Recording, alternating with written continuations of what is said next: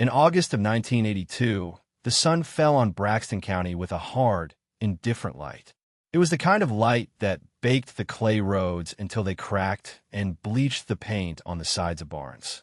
For Arthur Pearsall, it was a light that revealed failure.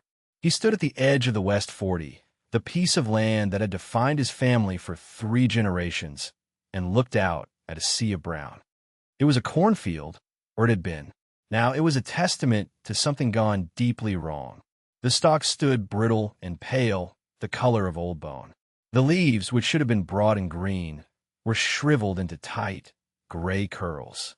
The ears of corn, small and malformed, hung from the stalks like withered fingers, their husks peeling back to show undeveloped kernels that were more like pebbles than seeds. There was no green left, not a speck. The entire 40-acre tract was dead. Arthur was 68 years old. He had a face mapped by the sun and the wind, with lines around his eyes that told of long hours spent looking toward the horizon. He was not a tall man, but he stood with a rooted stillness, as if he were a part of the landscape itself. His hands, resting on the top wire of the fence, were thick with calluses but moved with a slow, deliberate grace.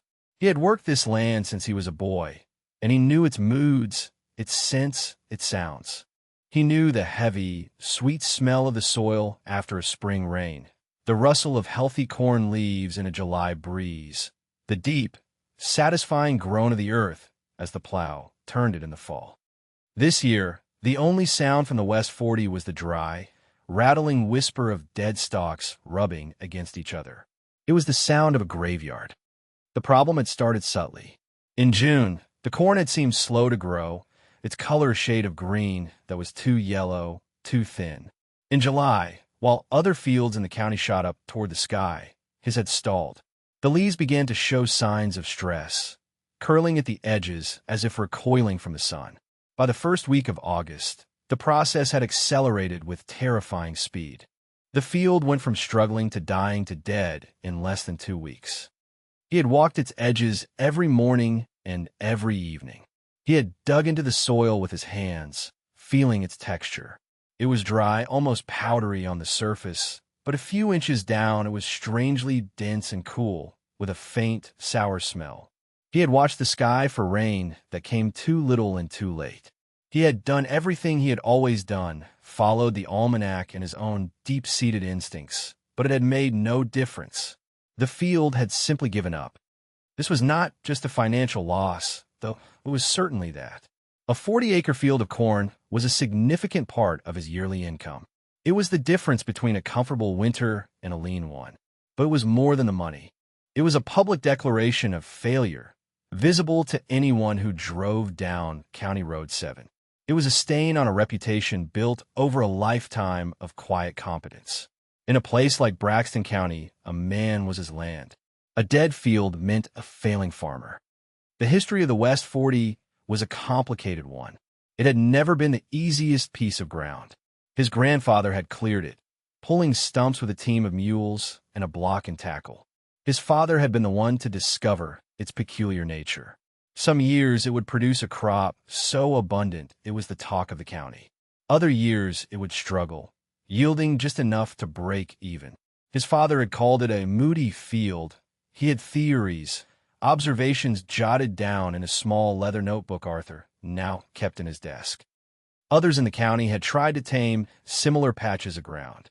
The Henderson farm, 2 miles to the east, had a 20-acre plot with the same pale, clay-heavy soil. They had thrown everything at it: tons of lime, truckloads of fertilizer, expensive deep tillage equipment. The field had responded for a year or two, then soured completely, refusing to grow much of anything besides thistle and burdock. It now lay fallow, a monument to expensive, modern failure. The community accepted this. Some ground was just bad ground. It was assumed Arthur's West 40 was finally showing its true, poor character. Ben Carter arrived on a Tuesday morning in a new Ford Ranger pickup, the county seal gleaming on the door. He was the new extension agent, fresh out of the state university with a degree in agronomy and a belief in the power of data. He was young, not yet 30, with an easy smile and an air of crisp confidence that seemed out of place among the dusty fields. He carried a stainless steel soil probe and a clipboard. Arthur met him at the edge of the field. He had not called for the agent. The man had come on his own, having heard the talk in town. "Mr. Pearsall," Ben said, extending a hand. "Ben Carter, County Extension. Heard you were having some trouble out here." Arthur shook his hand. It was a firm, dry handshake. "It's had a bad year," Arthur said, his voice a low rumble. It was the most understated assessment possible. Ben Carter nodded, his eyes already scanning the dead corn, his mind clicking through diagnostic charts from his textbooks. "A bad year is one way to put it. Looks like a total loss. Mind if I take some samples?" Arthur gestured toward the field with an open palm. "Help yourself." For the next hour, Ben worked with an efficient, practiced methodology. He walked a prescribed W pattern across the field, stopping every 50 paces to drive the soil probe into the earth. He pulled up cores of soil, crumbled them between his fingers, sniffed them, and placed them into small, labeled plastic bags.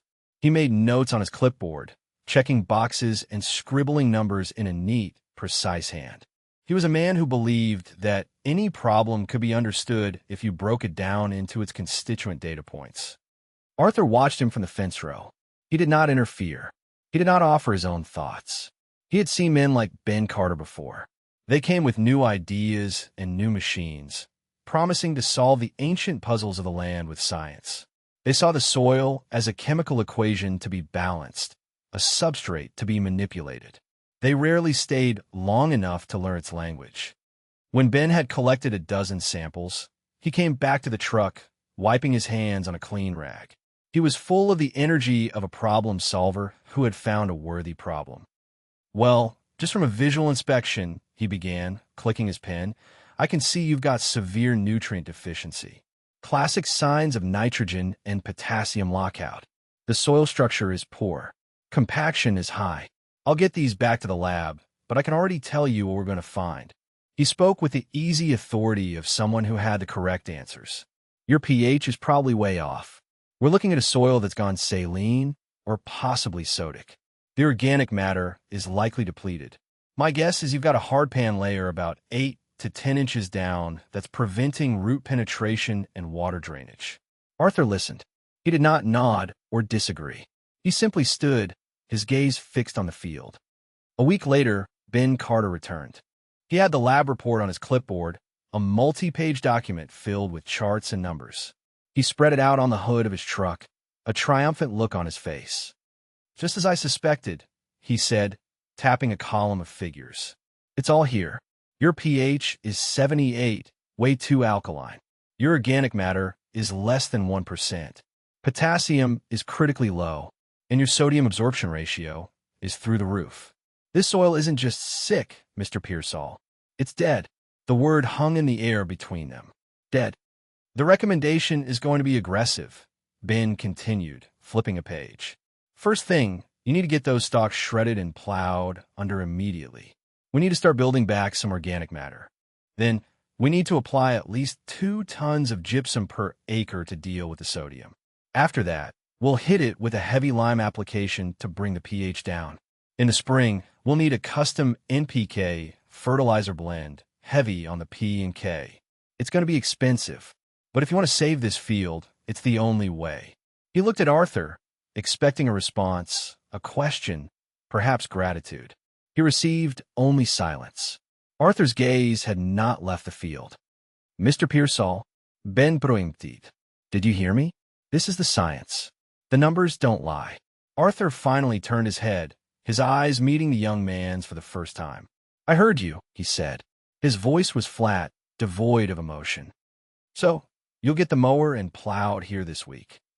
Ben asked, eager to see his plan put into action. "No," Arthur said. Ben blinked. "No? What do you mean, no? You can't just leave it like this. The field will only get worse. It'll be a source of wind erosion all winter." He gestured at the dead stalks. "This is just trash. It needs to be incorporated back into the soil." "I'm going to leave it be," Arthur said. "Just as it is." Ben Carter stared at the old man, a flicker of disbelief turning into a wave of pity.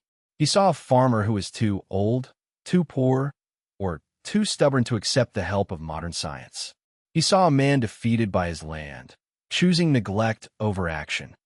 "With all due respect, sir," Ben said, his tone shifting from professional to condescending, "that's the worst thing you could do.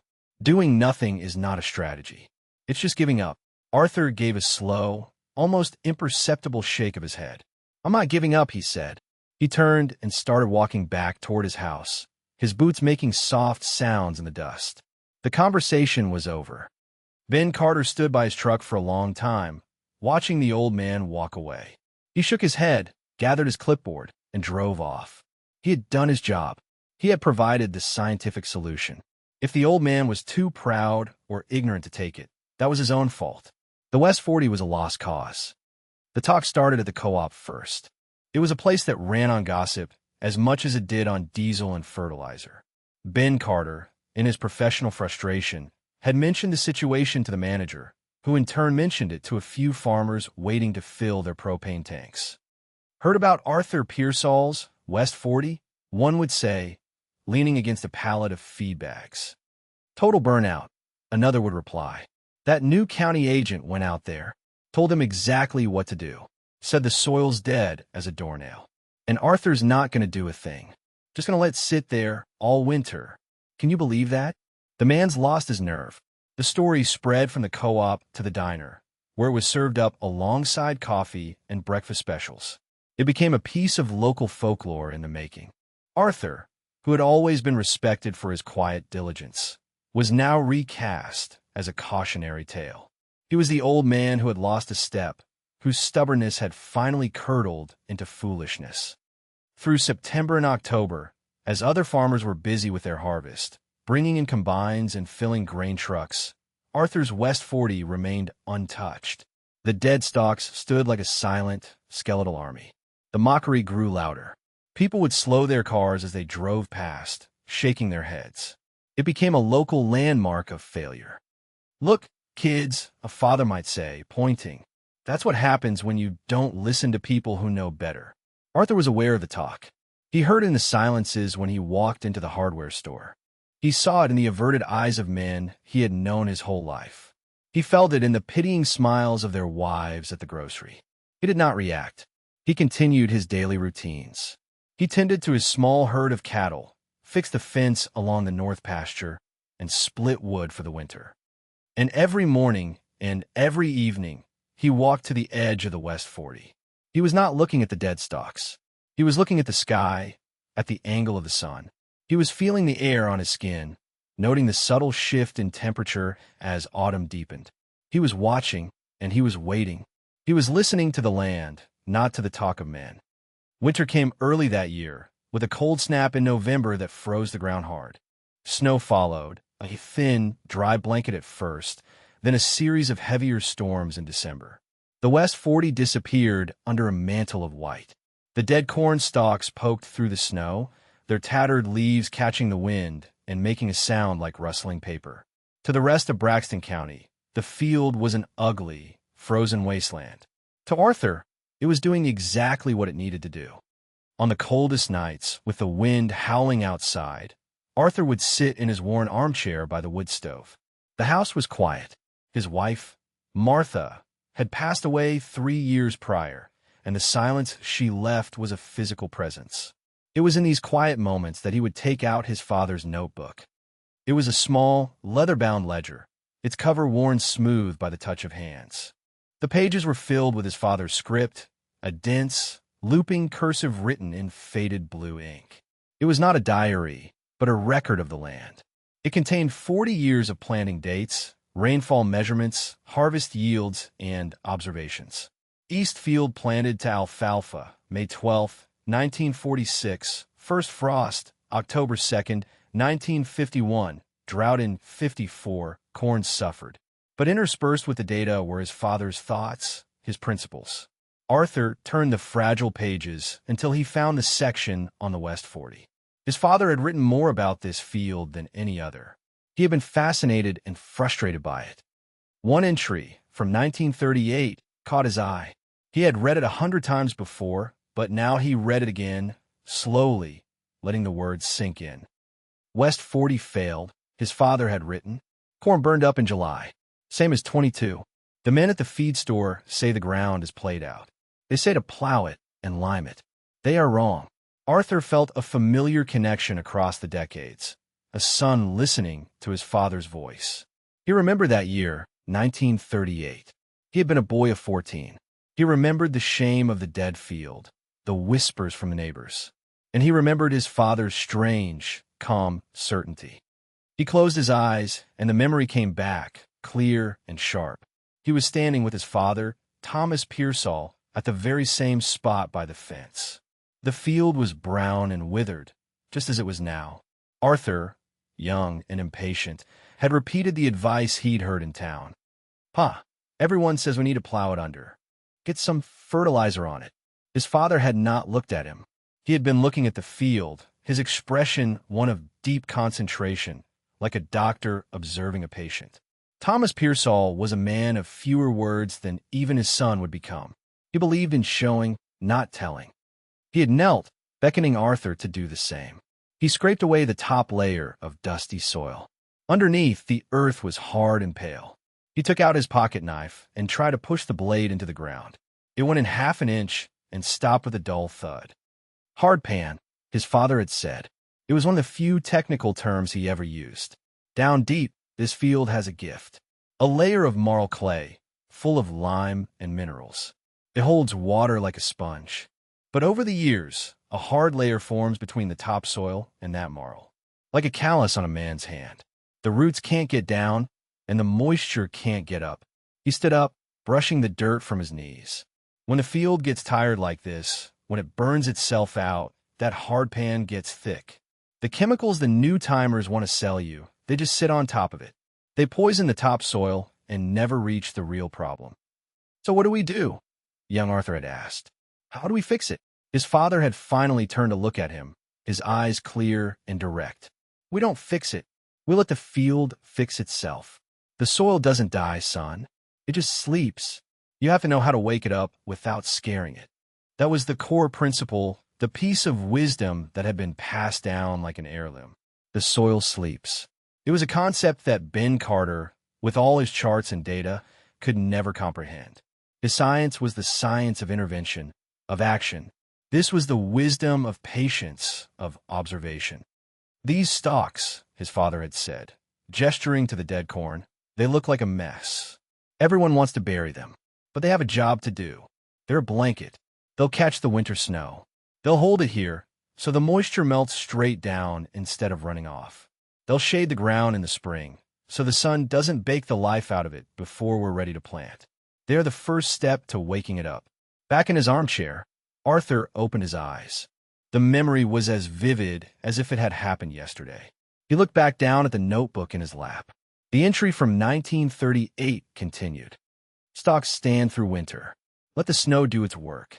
In March, after the deep thaw, but before the spring rains, break the pan. One shank. Go deep. Do not turn the soil over. Just slice it underneath. Let it breathe. And then the last cryptic line. Watch the birds. They will tell you when the soil is awake again." Arthur closed the book. He had his instructions.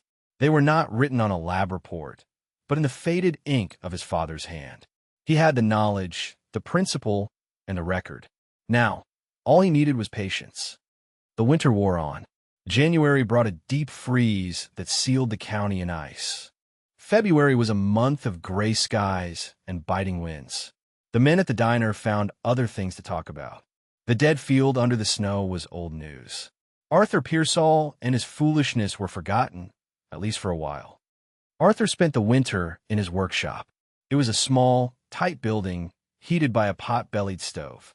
It smelled of grease, old wood, and hot metal. Here, he was in his element.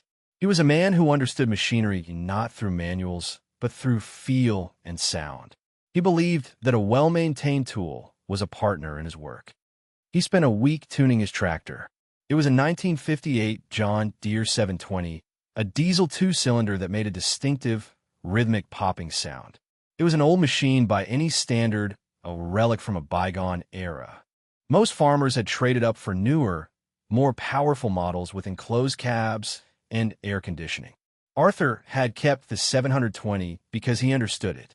He knew the exact tension of the fan belt, the proper gap for the injectors, the right viscosity of oil for a cold winter start. He changed the fluids, cleaned the filters, and polished the fuel lines until they shone. He treated the old machine with a reverence that others reserved for church. This tractor had been his father's. It had been bought new the year Arthur took over the farm. It had a deep, rumbling power, a low-end torque that the new, high-horsepower tractors lacked. It was a pulling machine designed for a slow, steady draw. It was the perfect tool for the job ahead. At the back of the barn, under a dusty canvas tarp, was the other piece of the puzzle. It was a single-shank subsoiler. It was a simple, brutal-looking implement, a heavy steel frame, a single, curved leg of hardened steel, and a sharpened, replaceable point at the bottom. It was designed to do one thing: slice through the earth deep below the plow line. Most farmers had abandoned these tools. The modern approach was to use multi-shank rippers that tore the ground apart, or to not worry about deep compaction at all, relying on chemical fertilizers to feed the plants from the top down. Arthur's subsoiler was an antique, a tool for a forgotten method. He dragged it out into the light. The steel was coated in a thin layer of rust. He spent 2 days cleaning it, scraping off the old dirt and rust with a wire brush, sharpening the point with a grinder, and greasing the coulter wheel that ran ahead of the shank to cut through trash. He checked the shear bolt, a soft metal pin designed to break if the shank hit an immovable object, like a large rock, protecting the implement and the tractor from damage. He replaced the old, rusted bolt with a new one. He did all this quietly, methodically. He did not go to the co-op for parts. He had a stock of bolts, filters, and gaskets in neatly organized bins in his workshop. He was self-reliant. He had learned from his father that the best way to avoid debt was to not need what other people sold. By the end of February, the weather began to change. The days grew longer, the sunlight a little less pale. The snow began to melt, receding from the south-facing slopes first. The world was saturated with water, the ground a sodden sponge. This was the deep thaw his father had written about. Arthur watched and waited. He walked the edge of the West 40 every day. He was not looking at the stalks anymore. He was looking at the ground. He was waiting for the moment when the top few inches of soil had dried enough to support the weight of the tractor, while the frost was still coming out of the deeper layers, leaving the hardpan brittle and vulnerable. It was a narrow window of time, easily missed. On the second Tuesday in March, he woke up to a clear sky and a brisk northwest wind. The air felt different. It was a drying wind. He walked out to the field after breakfast. He kicked at the soil with the toe of his boot. It crumbled on the surface, but was still damp underneath. He went to the barn. It was time. He fired up the John Deere 720. The two-cylinder engine caught with a cough of black smoke, then settled into its familiar, rhythmic pop-pop-pop. The sound echoed in the quiet morning air. He backed the tractor out of the barn and hitched it to the subsoiler. The heavy steel implement clanged as the hitch pins were secured. The whole rig looked ancient, a piece of history ready to do battle with the dead field. He drove slowly to the West 40. The tires of the 720 left deep ruts in the soft lane. He paused at the gate, letting the engine idle. He looked out across the field. The snow was gone, leaving the brown stalks standing in a field of mud. To an outsider, it was a scene of utter desolation. To Arthur, it was a patient ready for surgery. He put the tractor in a low gear and eased it through the gate. He drove to the far corner of the field, the subsoiler bouncing along behind him. He lined the tractor up, taking a landmark on a tree on the far side. He took a deep breath. Then he lowered the implement. The coulter wheel sliced through the mat of dead corn roots on the surface. The heavy steel shank bit into the soil. Arthur eased the throttle forward. The engine of the 720 deepened its tone, the rhythmic popping becoming a strained, powerful roar. The rear wheels dug in, finding traction in the damp earth. The tractor moved forward, slowly, dragging the shank behind it. He had set the depth to 18 inches, far deeper than any plow would ever go. The point of the subsoiler was moving through a layer of earth that had not seen the light of day in a century. It was slicing through the hard pan, the dense, compacted layer that was strangling the life out of the field. The work was slow. He drove at a walking pace. The only visible sign of his labor was a single, thin line cut into the earth, a neat surgical incision. There was no great upheaval of soil, no turning of furrows. The dead stalks were barely disturbed. From the road, it looked as if you were doing nothing at all, just driving his old tractor back and forth across a dead field for no reason. Inside the tractor, it was a different story. Arthur was not just driving. He was listening and feeling. He could feel the vibrations through the steel seat, the strain of the engine transmitted through his hands on the wheel. He could feel the moment the shank bit into the hard pan, a sudden increase in resistance. He could feel it when the point hit a small rock, a sharp jolt that ran through the frame. He could hear the sound of the steel shank singing as it sliced through the compacted clay, a high-pitched, tearing sound that was audible even over the engine's roar. He made his first pass, a straight line down the length of the field. It took him nearly 30 minutes.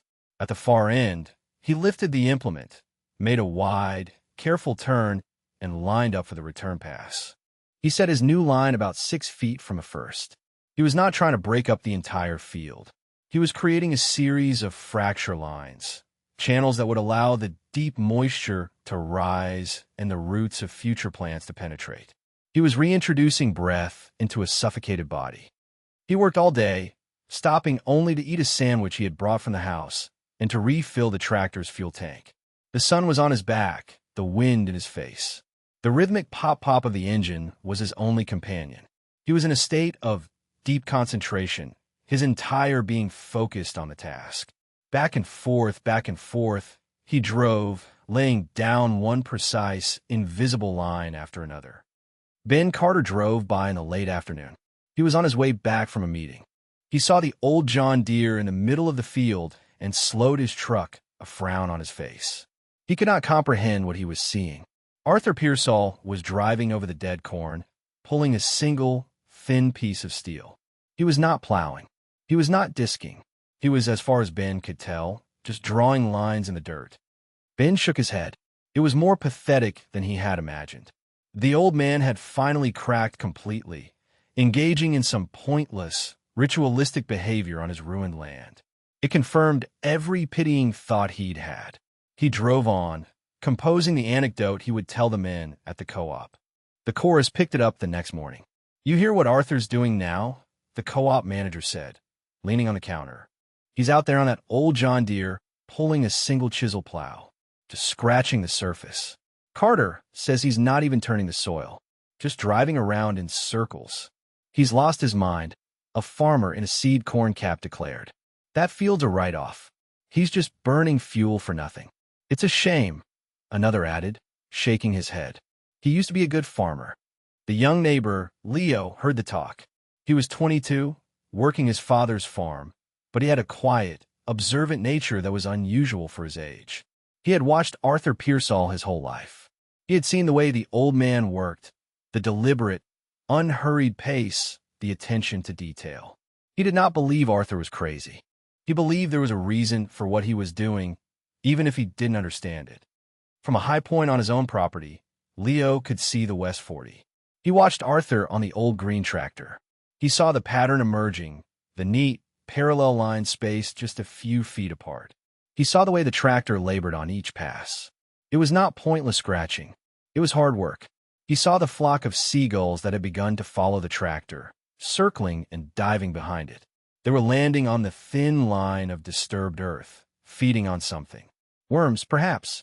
Leo knew that seagulls on a field in March meant the earthworms were coming to the surface, and worms did not live in dead soil. Arthur worked for 3 days.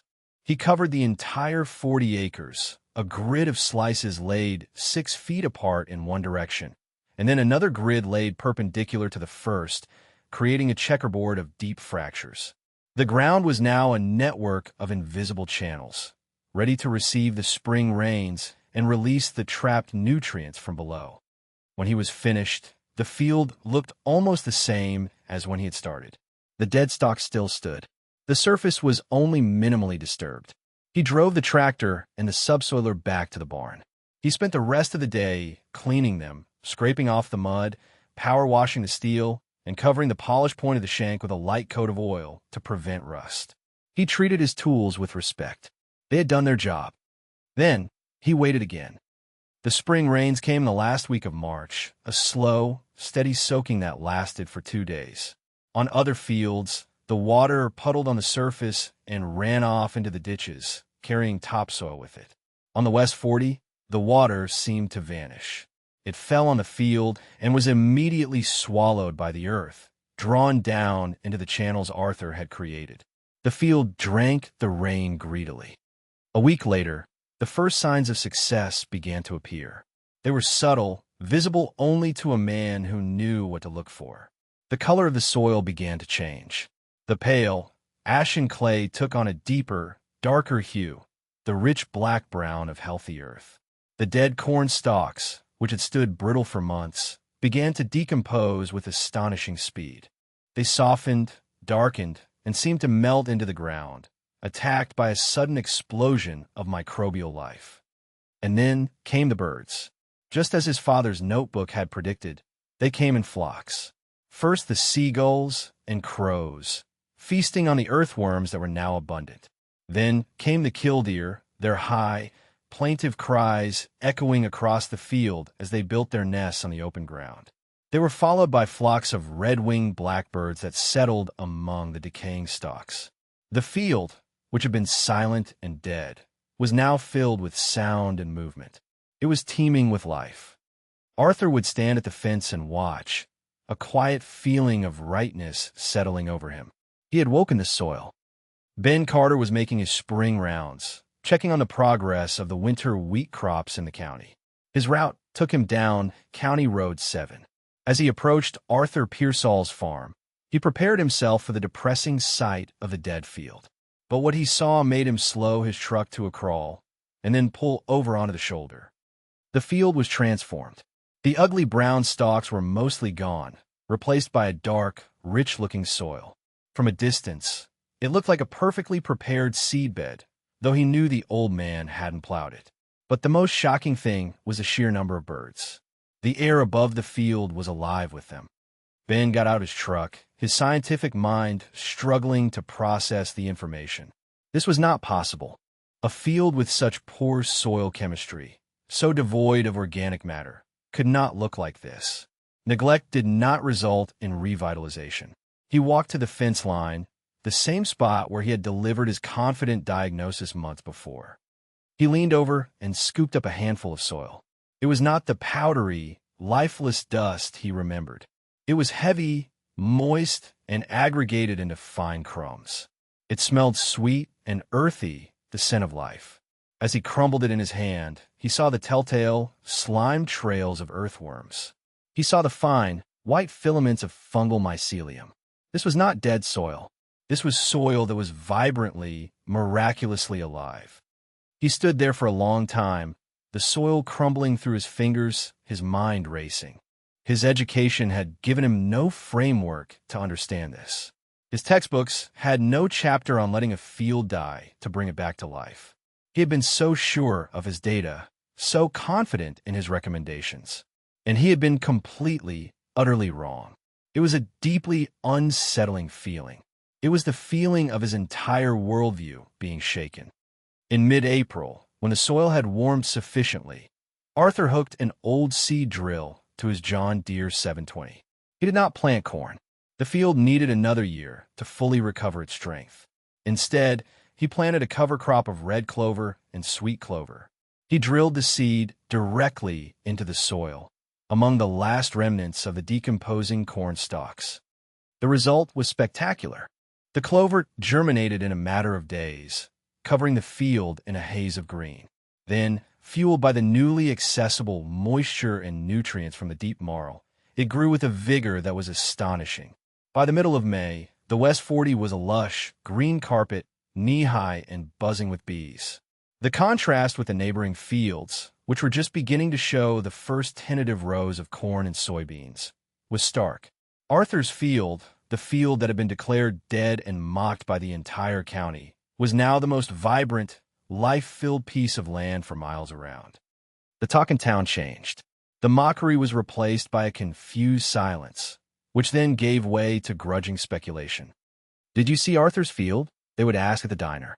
"It's green as can be, planted to clover. How'd he do that? That field was dead.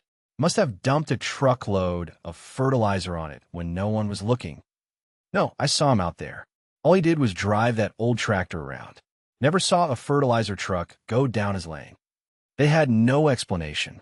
It was a mystery, a piece of rural magic. They could not admit that the old man they had ridiculed had known something they did not. Ben Carter could not let it go. The image of that living soil haunted him. He needed to understand. He drove back out to the farm, this time with his soil probe and sample bags, but also with a sense of humility he had not possessed before. He asked Arthur for permission to take new samples. Arthur simply nodded. The lab report came back a week later. Ben spread the new report next to the old one on his desk. The numbers were so different they looked like they had come from two separate planets. The pH had dropped from 78 to 69, nearly perfect for most crops. The sodium levels had plummeted. The available potassium and phosphorus had more than doubled. But the most staggering number was the organic matter. It had gone from less than 1% to nearly 4% in the space of a few months. It was an impossible transformation. No amount of chemical fertilizer or plowed-down residue could account for such a dramatic change so quickly. The numbers proved that Arthur had been right, but they did not explain how. The quantification of the success was absolute, but the mechanism was still a mystery to Ben. He knew he had to do something he had been trained not to do. He had to ask the old farmer for the answer. He drove out to Arthur's farm on a bright June morning. He did not take his county truck. He drove his personal car. He was not coming as an agent of the university, but as a student. He found Arthur in his workshop, sharpening the blades of his sickle bar mower. The smell of metal filings and oil hung in the air. Arthur saw him coming, but did not stop his work. He continued to draw the file across the steel blade with a steady, rhythmic rasp. Ben stood in the doorway for a moment, gathering his thoughts. The easy confidence he once had was gone, replaced by a respectful uncertainty. "Mr. Pearsall," he began. Arthur finished his stroke with the file, tested the edge with his thumb, and then looked up. He nodded once, a silent invitation to speak. "I came to say, I was wrong," Ben said. The words felt strange in his mouth, but also liberating. "I've been an agronomist for 3 years. I have a master's degree, and I have never seen anything like what happened on your field. The new soil tests, they're unbelievable. I don't understand it. I was hoping you would tell me." There was no gloating in Arthur's eyes, no hint of, "I told you so." There was only a quiet appraisal. He seemed to be judging not the man's ignorance, but his sincerity. He set the file down on his workbench, wiped his hands on a rag, and motioned for Ben to follow him. He led him out of the workshop and toward the house. They went into the small, tidy kitchen. Arthur gestured for Ben to sit at the oak table, then went to a desk in the corner. He came back with the old leather notebook. He laid it on the table between them, its cover worn as smooth as a river stone. "My father taught me," Arthur said, his voice quiet. "This book is his record." He opened it to the pages about the West 40. He pointed to the entry from 1938. Ben leaned forward, reading the faded cursive script. Calmly, and with the simple, direct language of a man who deals in tangible things, Arthur explained. He told Ben about the deep layer of marl clay, the gift that lay dormant beneath the field. He explained how the hardpan formed over it, choking the life out of the topsoil. "You were right about the hardpan," Arthur said, giving the young man a small measure of credit. "But you were wrong about how to fix it." He explained the principle his father had taught him. "The soil was just sleeping," he said, echoing the words from his memory. "It needed a rest. Plowing those dead stalks under would have been like trying to feed a man in a coma. The medicine would just sit in his mouth." He described the purpose of the standing stalks, to act as a blanket, to catch the snow, to shade the ground. He explained how the slow melt of the snow, held in place by the stalks, saturated the soil profile, softening the hardpan from above. Then, In the spring, he continued. At just the right time, you break it from below. He described the work of the single-shank subsoiler. It doesn't turn the soil. It just slices it. It creates a crack in that callus, a channel. It lets the deep moisture from the marl start to wick upward. It lets the air get down. It lets the earthworms and the microbes travel between the layers. It reconnects the topsoil with the good earth underneath. He tapped the notebook. The life was always there, deep down. It was just trapped. I didn't add anything. I just opened the door. Ben Carter sat in stunned silence. It was a complete, elegant system, born not of chemical formulas, but of decades of patient observation. It was a form of science that was older and deeper than anything he had learned in university. It was knowledge tied to one specific place, a conversation between a family and a single field that had been going on for 100 years. The clover, Ben said, finally finding his voice. You planted clover to fix nitrogen. Arthur finished for him. And to hold the soil together. Its roots will follow the channels I made. Next year, when I plow the clover under, it will be the first real meal this field has had in a long time. Then it will be ready for corn again. Ben shook his head in amazement. Why didn't you tell me this before? Arthur looked at him, his expression not unkind. You weren't ready to listen, he said simply. You were full of your own knowledge. A man who's full up has no room for more. The lesson was gentle, but it cut deep. Ben understood. He had come with answers, not questions. He had tried to impose a generic solution on a specific problem. He had not taken the time to look, to listen, to learn the history of the place. The experience changed Ben Carter. He went back to his office and began a new project. He called it the Braxton County Heritage Soil Program. He started spending his time not just telling farmers what to do, but asking the old-timers what they had learned. He began documenting their site-specific techniques, the knowledge that had been passed down through generations but was in danger of being lost. He started to see his university education not as a complete set of answers, but as a toolbox that was only useful if you first understood the nature of the problem. His reports began to include not just soil chemistry data, but oral histories from the farmers themselves. He became a better agronomist and a wiser man. In the barn, the John Deere 720 and the single-shank subsoiler sat cleaned and oiled. They were not relics of a forgotten past. They were symbols of a timeless knowledge, tools that represented a different way of thinking. They were proof that the newest solution is not always the best one, and that some things do not become obsolete. They just wait for people to remember why they were built. The story of the West 40 became a piece of local lore. The field was no longer a symbol of failure, but one of mysterious, quiet success.